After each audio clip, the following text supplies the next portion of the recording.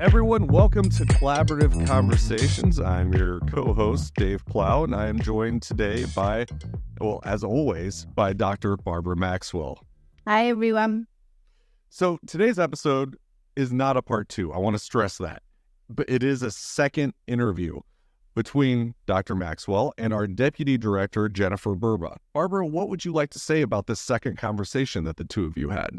Probably first and foremost, and this is an exciting conversation for us, you'll probably hear it as Jennifer and I talk, our level of excitement about what we've been doing with the curriculum here at Indiana University, really as a result of listening to our constituents and our stakeholders, looking and taking a deep dive into the data. We have lots of data here at the centre, and taking a deep dive into that data to tell us what's happening with the curriculum, what's working well, what's not working well, where we might want to make adjustments. And we'll walk you through the process of doing what a lot of uni professional programs are doing at the moment in transforming a traditional curriculum into a competency-based curriculum. So Jennifer and I's conversation is about how we as a team at IU have really reshaped our curriculum to truly focus on the collaborative competencies as the end marker of what we're doing with our learners. And all of the processes and the ways of thinking and doing and the use of evidence and theory and really sound educational principles and cognitive science that we've used to get there.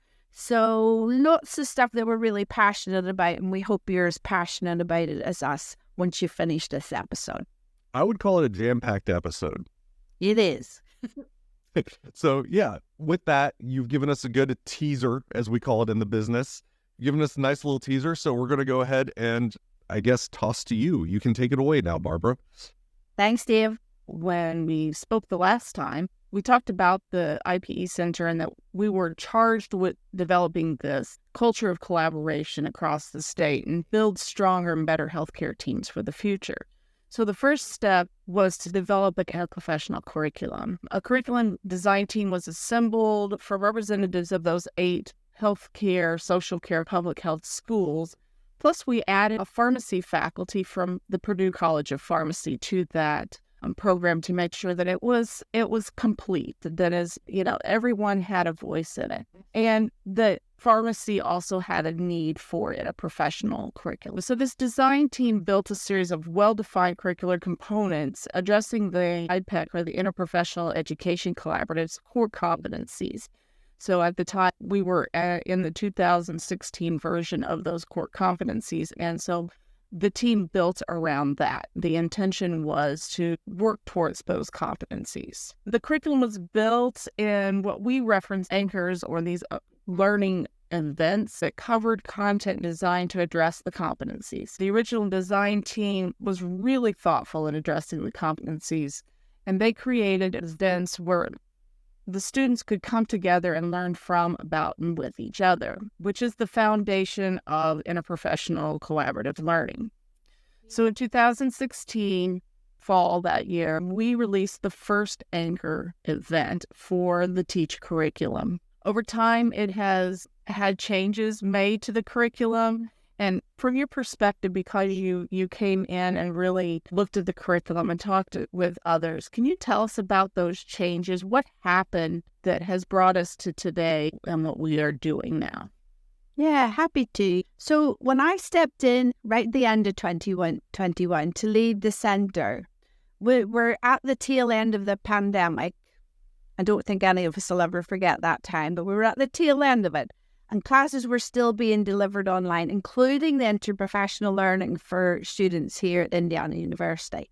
And as a new leader, I started traveling the state on a listening tour, meeting as many of our key stakeholders as I possibly could, and really trying my best to carefully listen to get their impressions of the curriculum, of the centre, about how the curriculum had changed over time, how it had adapted, get the history of it, learn kind of how it had been made, kind of what you shared, Jennifer. How was it built? Who built it? What's happened to it over time? How's it changed? But specifically, how closely does it meet their needs or not?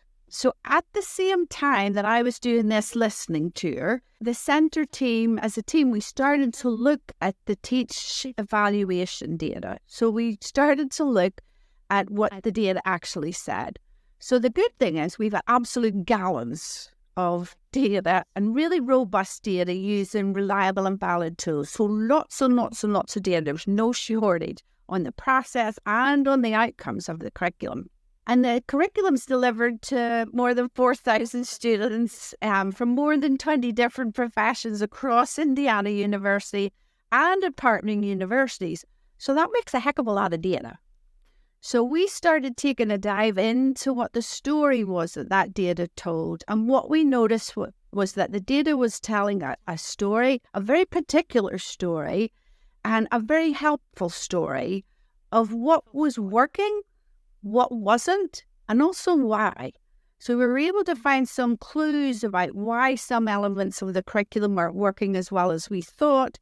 And it revealed that over time, what the story told us, that over time, the absolutely beautiful work that the faculty team that originally built the curriculum had put into tying the outcomes that they intended to see with the activities that they had built and the metrics that they were using to measurement, that over time that had been nibbled away at. And the activities, the flow and the process of the curriculum that had been so nicely designed had changed over time.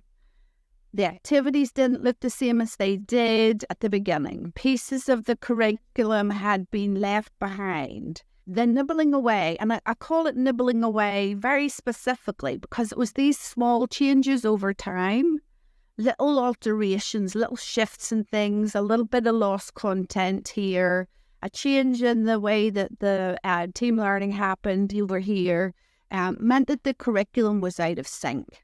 And that's the really good story that the data told. The activities, the intended outcomes, and the assessment tools were now mismatched. So Jennifer knows this, that I'm a big lover of John Biggs' work in higher education, teaching and learning. If you haven't read any of John Biggs' work, I would really recommend you go and look at it. He's retired now. He's from New Zealand, Kiwi. And he has a marvellous book that is about teaching and learning principles in higher education. And just wonderful foundational, educational, pedagogical concepts that can help you design really effective learning. And under his this really good design principle from John Biggs of constructive alignment, all good design starts with the end in mind. So we start with what we always think is the last piece. Sometimes we rush to build. We build something, and because we want to bring the students together and we want to give them an opportunity, we build, but we don't really very willfully decide what it is the outcome we're looking for. So really identifying what those intended learning outcomes are for the learners. Then we build very specific learning activities that you have a good sense will actually lead them down that path to achieve those learning objectives. And then we select tools to assess if these outcomes are actually achieved. So that alignment, that being in sync between what the end goal is, backtracking to what the activity should look like, and then selecting the measures, that's the part that had been nibbled away at, and they didn't fit in alignment anymore. They were offset with each other. Maybe there was a measure being used somewhere that didn't really relate anymore to the activity that was being done. So the data that was coming from it wasn't telling us whether that intervention worked because it had kind of offset the measure from the activity. So the other thing that happened that was really timely for us as there's at the listening tour, we're looking at the curriculum, we're seeing that the data that had been nibbled away at and was out of alignment. The other thing that happened was the collaborative competencies from IPEC, the Interprofessional Education Collaborative, that we use in the US as the intended outcomes of interprofessional learning were being revised. And so the new competency document was actually released in November 2023, We were in the process of redesigning and rethinking our curriculum when the draft came out, and we picked up that draft right away and started to use it because we knew that the competencies were going to change. So since the purpose of our curriculum is to create people who are competent in these collaborative competencies, we really needed to take another look at the curriculum because the competencies had shifted. So I think this is probably a time where we could step in and take a look at that curriculum. Let's talk about how our new interprofessional core curriculum evolved and why it evolved the way that it did. Can you speak to the changes and why it changed? Think back again to John Biggs and his principle of constructive alignment, a pedagogical principle. We started with the end in mind by identifying what our learners are expected to achieve through participation in our curriculum. So if we deliver this curriculum, what are we expecting to happen to the learners? And that answer was really simple. The collaborative competencies. That's what we're aiming for. So our end goal is for our learners, especially when you're talking about the future healthcare providers, not people who have been seasoned in healthcare, in social care, and in public health for a long time, newbies, that gaining the competency in these collaborative competencies was our end goal. It was so important for us on how we built the new curriculum to start with those competencies.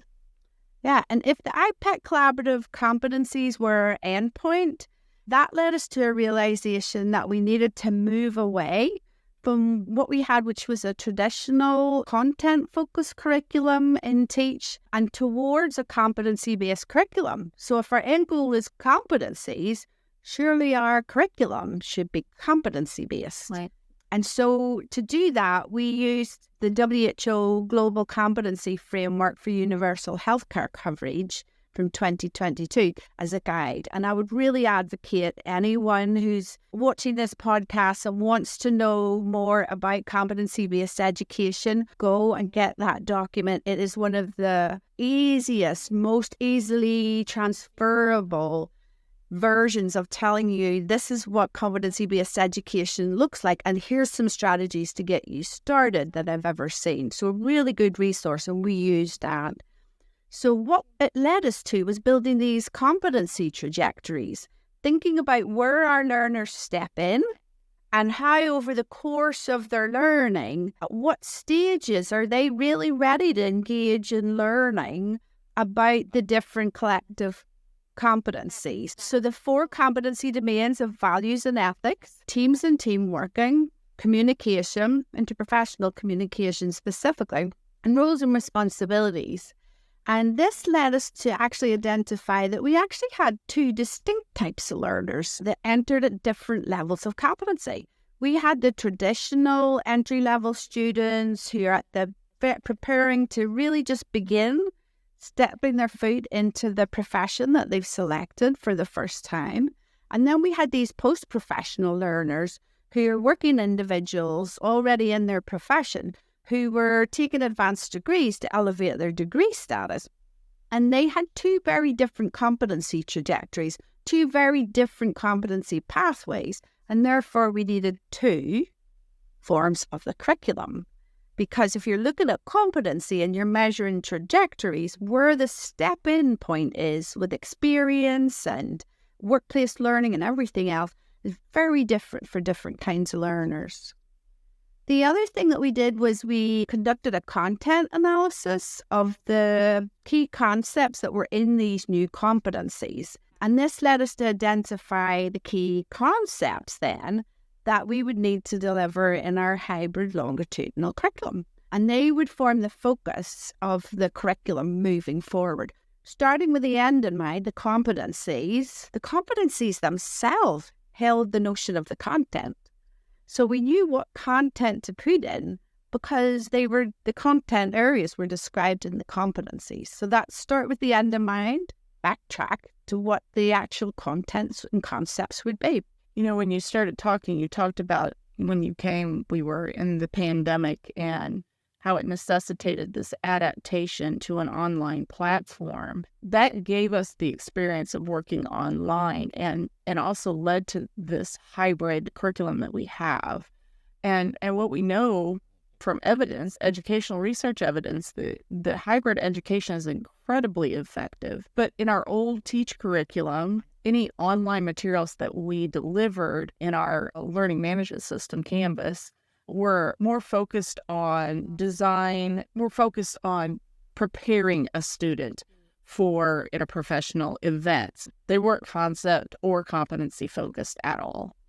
So we really started thinking about that hybrid model and the modules built in Canvas that address the key concepts. That came from that content analysis you mentioned of the core competencies. And bringing students together for these learning activities. So they work on this Canvas information, and then we bring them together in a synchronous learning activity, whether that be online or in person. Ideally in person, we can engage them with the concepts and give them time to practice and engage with the knowledge and skills of the collaborative competencies that they have been learning about. Yeah, and that's so important to the new curriculum and the way that it's been built. So we built it on evidence, sound pedagogy, of what we know about really effective learning science, and on what we know about cognitive learning and cognitive processing and memory formation.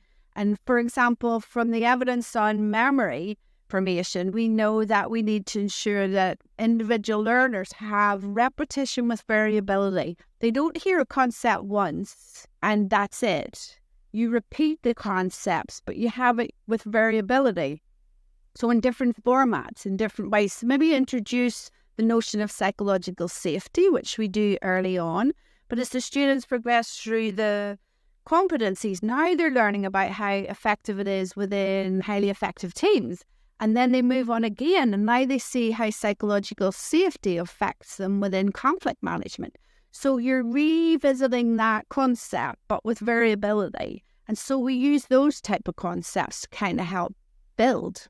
And going back to that hybrid model, what we wanted to do is provide the learners with that content and that competency information up front. We moved from this online content that was really prep work for an event.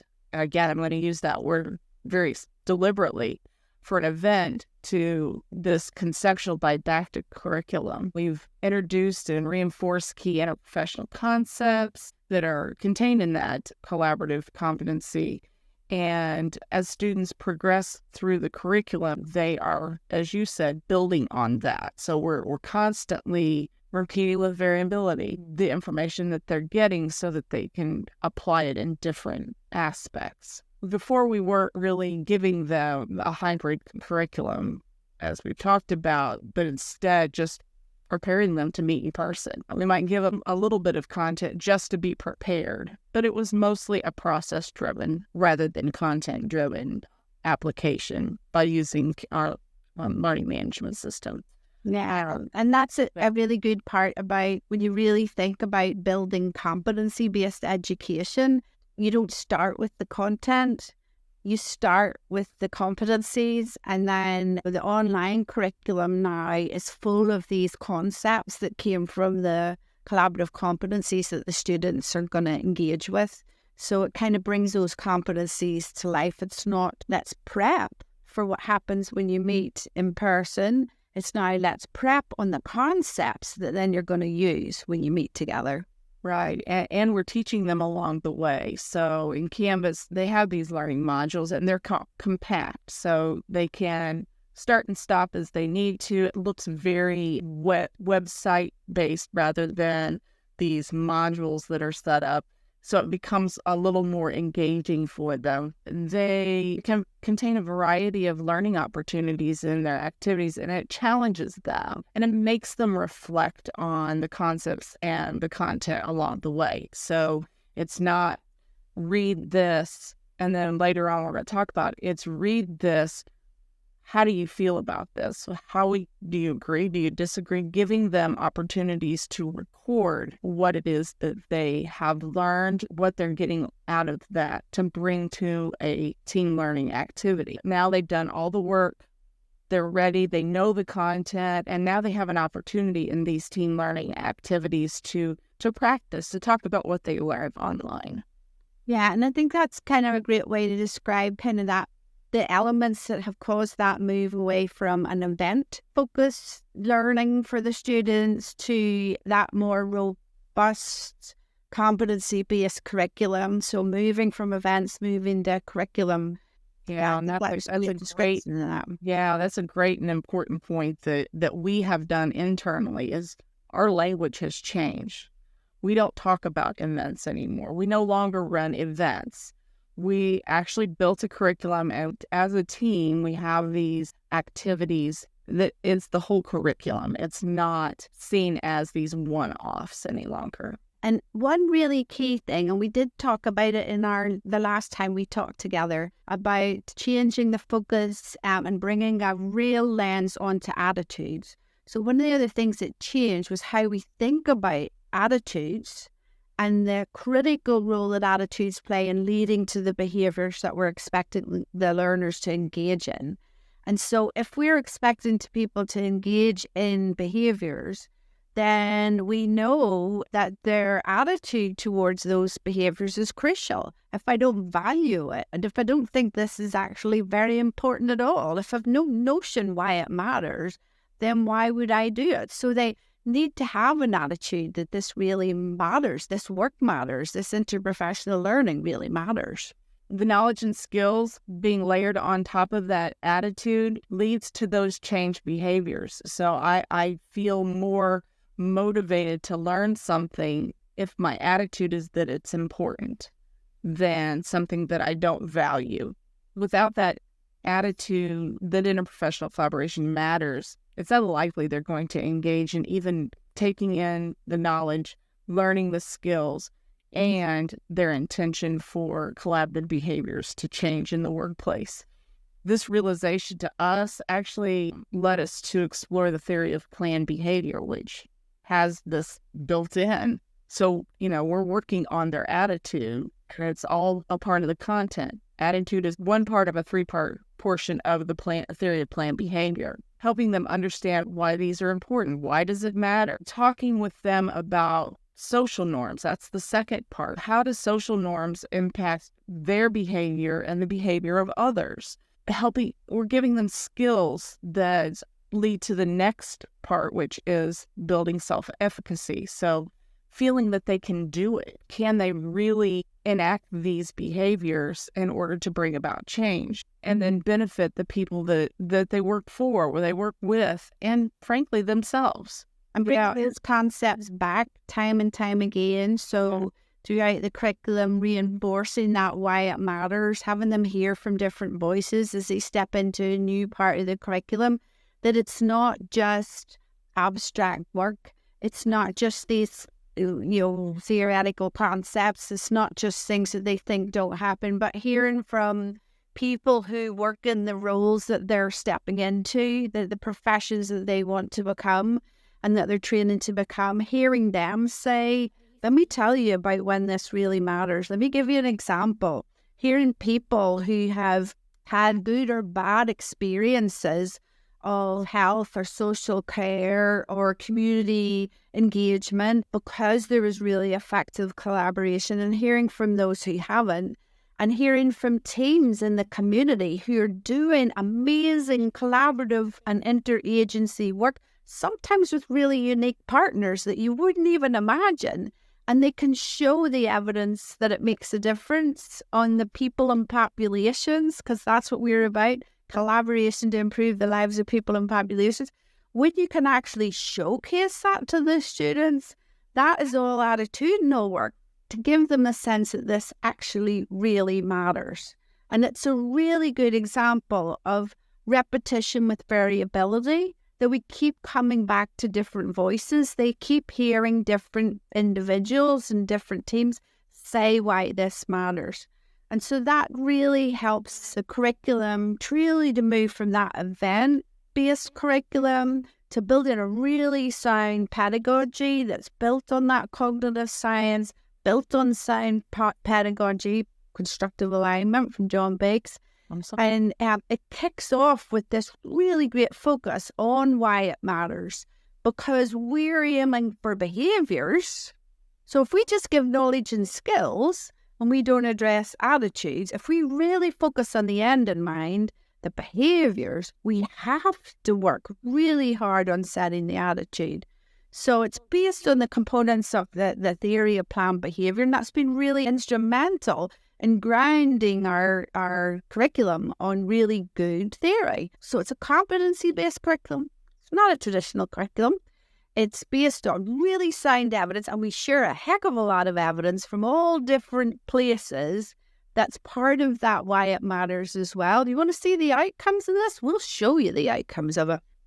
So we're really focused on using evidence, including evidence from the pedagogy of effective education, cognitive science, how people learn, the theory of planned behaviour, how you can actually facilitate people to engage in specific behaviours.